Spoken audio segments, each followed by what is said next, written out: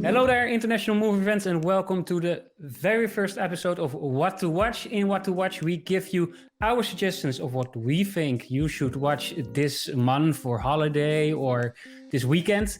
If you're only interested in the big US productions, then you're at the wrong place here, because we will also take a look at those smaller independent movies and series or international productions.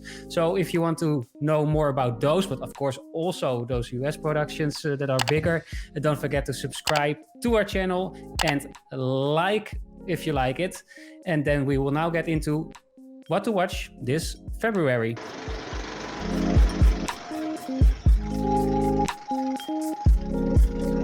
Joining me today from Amsterdam, Sven from the Netherlands, Amsterdam. How are you? How is your haircut? I can see you're having Corona hair. Yes, I'm going back to the 80s. I think I have been to the hairdresser for months now. So we're still in lockdown here in Amsterdam as well. And I'm not sure when the hairdressers are going to reopen. So I think I have to adapt a new 80s, 90s style here as I have now.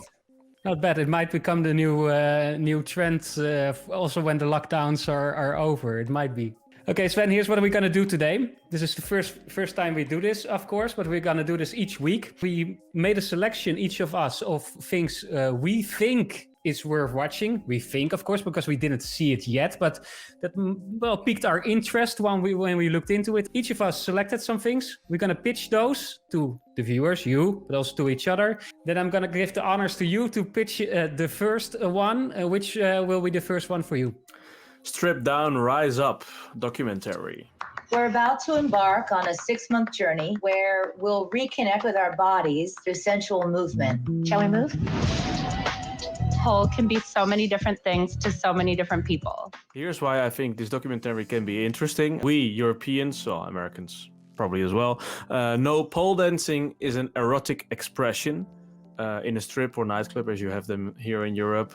In Paris or in Amsterdam or in Berlin or wherever. We know the extravaganza around this dancing, but this documentary will show us the empowerment it could give to women searching for a way of healing. So a totally different perspective on this dancing. Good quotation out of the documentary that triggered me.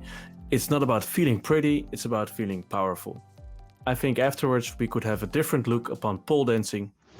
Pole dance, pole artistry, pole fitness, pole sport. It's the world of pole. What's it about? A provoking but intimate story about women willing to conquer back their body and life. It's discovering the crossroads of movement and meaning during an intense pole dance program. I want you to think of the pole as the frame of the artwork of your body. It is not about feeling pretty. It is about feeling powerful. Who's involved? Well, it's about a group of women coming together to overcome past traumas and fears by learning how to pole dance. So you can expect several women from different backgrounds and different reasons coming there. For example, a 50-year-old widow, someone who is sexually abused. So I think they all have a different perspective, which makes it much more interesting also to watch and to listen to their stories and to see their progress. It's directed by Michelle Ohayon. She's nominated for an Academy Award for the documentary Color Straight Up. She's been born in Morocco but raised in Israel. When can we expect this? Well, the 5th of February, it's on Netflix, so be aware. I want women to explore this part of themselves so that they can rediscover, reclaim, and shine. First of all, I'm very interested. It seems interesting, though it's not maybe the thing that I would pick right away because it's not my first interest. But by the way you describe it, I feel okay, that really does sound interesting, because there's always something around the thing of pole dancing that's being connected to sex and things, of course, because we see poles in those movies and series. The movie Showgirls from Paul Verhoeven, for example. Which became a bit of a cult hit, I think, after it was a huge flop. Yes, indeed. I'm curious what you think about it if you would have time to watch it. I'm gonna watch it definitely and gonna make a review next week about it. For the people that don't follow you yet on Twitter, is there somewhere they can see your first reaction to this documentary? Yeah, well, my first reaction can be on Twitter, so look for it. Sven Driessen is my name. So okay, we'll add it here and edit. Yeah. Good. All right, then may I take it with my first tip? Yes, boss. Go ahead.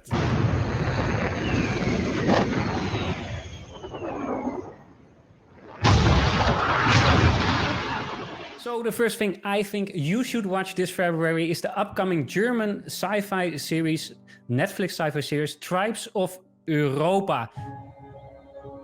Something is coming. Something dangerous. Wo ist mein Cube? Why do I think you should watch it? Because Netflix recently has quite a good track record when it comes to German Netflix original series with the Barbarians and of course the series Dark, which we really loved and digged into it a lot here on our channel. So if you haven't seen those videos yet, do it. And from the look of this trailer, it seems like this could be very promising as well. It looks like Dark meets The 100 meets Game of Thrones, and that's a series I really enjoyed, all of them. So if it's close to that, we might be in for something good. Die Tribes kämpfen erbarmungslos die Vorherrschaft in Europa. Und wir sind jetzt mittendrin. So what is Tribes of Europa actually about? Well, Tribes of Europa is set in 2047 when 3 siblings set out to change the fate of Europe after a global catastrophe causes Europa to fracture into dystopian warring tribal microstates who fight for dominance over the other states. The 3 siblings get caught up in the conflict when they come into possession of a mysterious cube. We don't know what it is, but it's a threat to all mankind. The series has an all-German cast with the most notable name, the one of Oliver Masucci.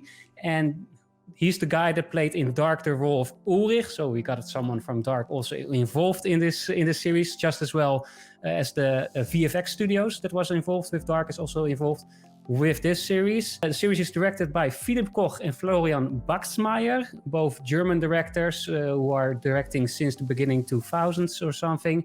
And they are most known to me, at least, for directing episodes of the German crime series Tatort, which is also quite known in Europe. The series consists of 6 episodes and it will be streaming on Netflix from February 19th on.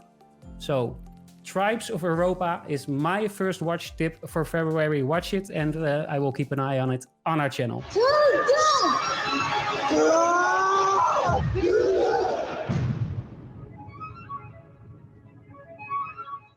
Well, that's a really nice tip, Bas. I was also triggered already that with the fact that it's a German series and this sci-fi aspect of it.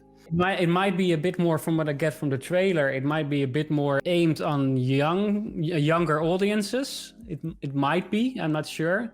18, 20 category. So I'm not sure yet, because some parts of the trailer I had the feeling like, okay, maybe it is like the Dark audience, but I'm not completely convinced yet by the trailer who it's aimed on, and that might right away also be its downfall, that it's maybe a bit too silly, but I give it a good chance because of the track record of Netflix with German series.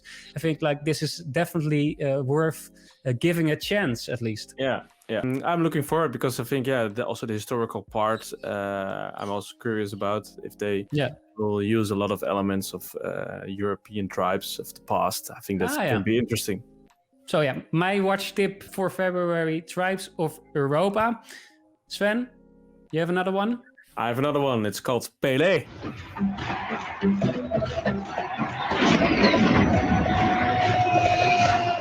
Pelé, the GOAT, the best of all time, so called, in an era with so few images and when Brazil had the best competition of the world, or at least highly competitive with Europe. Of course, Maradona, Messi, Cristiano Ronaldo, they are more famous, more known maybe than Pelé. More known by what he did, what he achieved, what they achieved with the images. They speak more for our imagination, but show me more. I know a lot about him, but show me why he's so good. And I think that's the reason we have to watch this documentary. Maior estádio do mundo, quer o maior jogador do mundo. O estádio quer Pelé. What's it about? It's a documentary that tells the story of the legendary footballer and his quest for perfection. The narrative explores how Pelé, the only man to win 3 World Cup titles, went from a superstar in 1958 in Sweden to the inspiration in 1970 World Cup, Mexico, during a dramatic period in the Brazilian history, because at the moment there was a military coup in the country.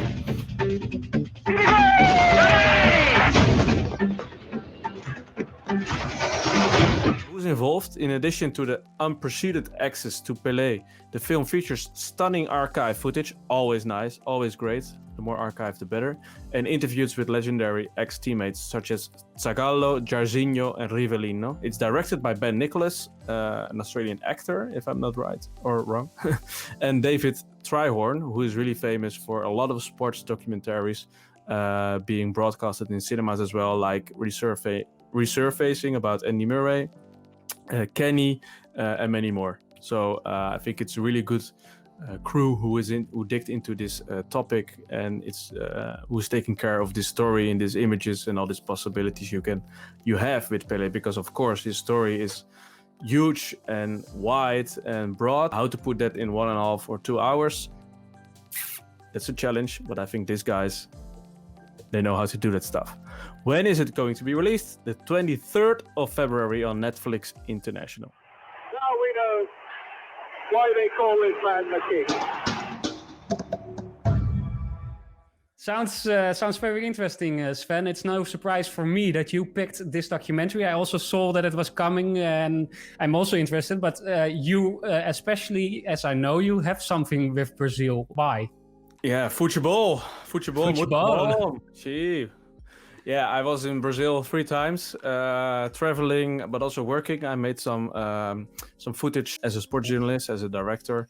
I took care of a series where we interviewed Brazilians about their most famous, most precious, most favorite World Cup moment they ever witnessed. And wow, that was a lovely work to do, not only because it was there in Brazil, but I think it was so touching how Brazilians are feeling and thinking and talking about football. And I also discovered a lot of more. Well, I deeped in the story of Pelé, of course, and Garrincha and Romario and all the great other players. But Pelé, of course, he's huge. He's really huge in Brazil. And I want to know more about him. I already digged into his life, but I'm really curious. One more question. You were talking about the GOAT, the greatest of all time. If I would ask you, as someone that is very passionate about football, who is the greatest of all time? I would go for Maradona, in my opinion, because I never choose somebody who's still active. Maybe in 20 years I would say Lionel Messi, but at the moment I would say Maradona. I think because, as what I said, you have seen much more images of him. And from Pelé, we haven't seen so many images. We know he was athletic. He was also he was a leader. He had a lot of success. So when it comes to success, maybe he's the GOAT opposite to Maradona. But Maradona was, I'm also kind of like a story around a player. And I think the story of Maradona, although the story of Pelé is beautiful, the story of Maradona is unreachable. More drama, more tragedy, exactly. More Greek story almost. It's much more movie-like. So of course, Pelé was also a poor boy born in the slums of Sao Paulo. But I think he's a different personality. He became more like a bobo, so-called, and it's more like how you call this type. He's more on the side of the people who are making the rules and the money and all the sponsors. And I think that took a bit of a glimpse of his character away. And Maradona, he stayed always himself. That was not always good for him, but at least he tried to be himself. Yeah, exactly. Good tip, Pelé. All right, and I will stay with the sports for my second and last tip. Oh, wow. It's actually it's a series we already watched actually, and we already talked about on this channel. But there's a reason why I put it in here. So let me take the stage with your permission. Of course, go ahead.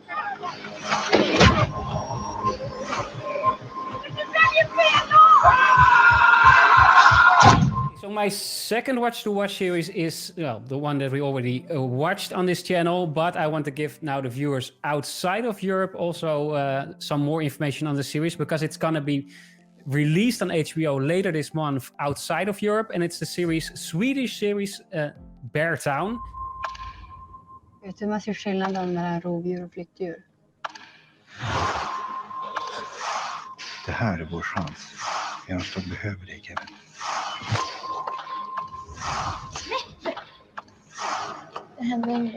Why I think you should watch it, it's because it's based on a novel by Frederik Backman. Frederik Backman is an author I very much like, and he wrote compelling stories like A Man Called Ove and Anxious People.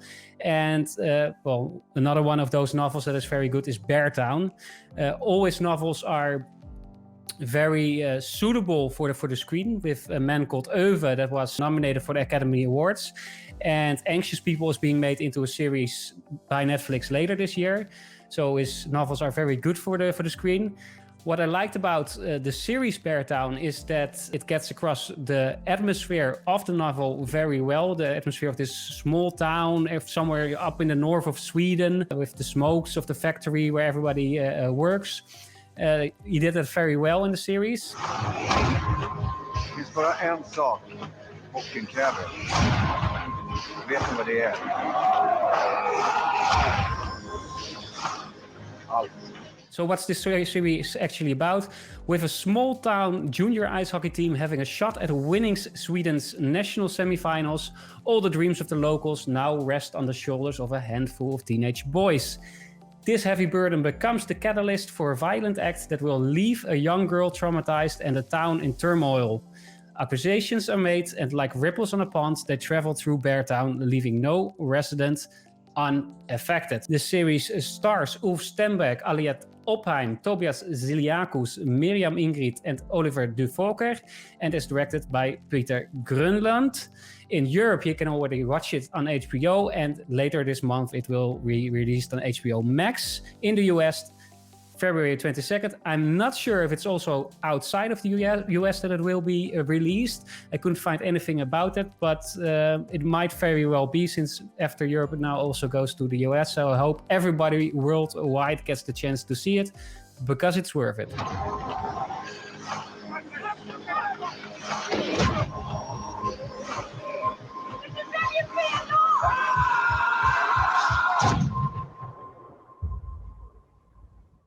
Oh, nice pitch, boss. Well, of course, I know the series. I can only add something of value to the American watchers.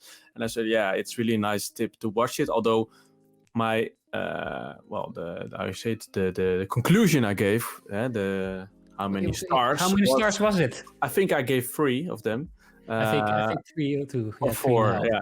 But still a tip and worth watching, because I think it's, ice hockey or hockey, as they say overseas, is one of the main sports. And this is a European perspective on this sports as well.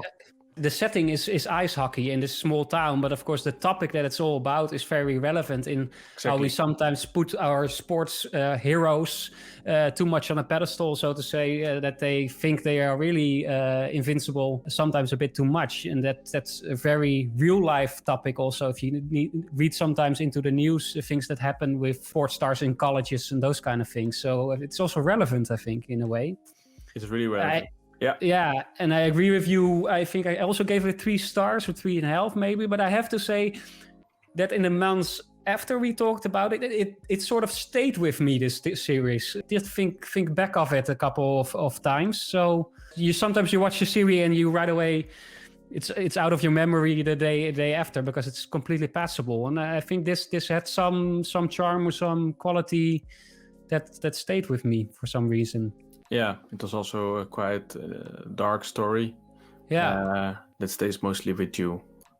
Yeah, exactly. The atmosphere, the music. It was there was not so many lights. A lot of things happened during evening, and it somehow gets a bit under your skin or something. Slow shots. You have to be a fan of that if you're really for the quick edits and those kind of things. Then this might not be for you. Nordic noir, yes. Nordic noir, exactly. Yes, it was a good piece of Nordic noir. Yeah. So yeah, that was my second and last tip for February, Sven.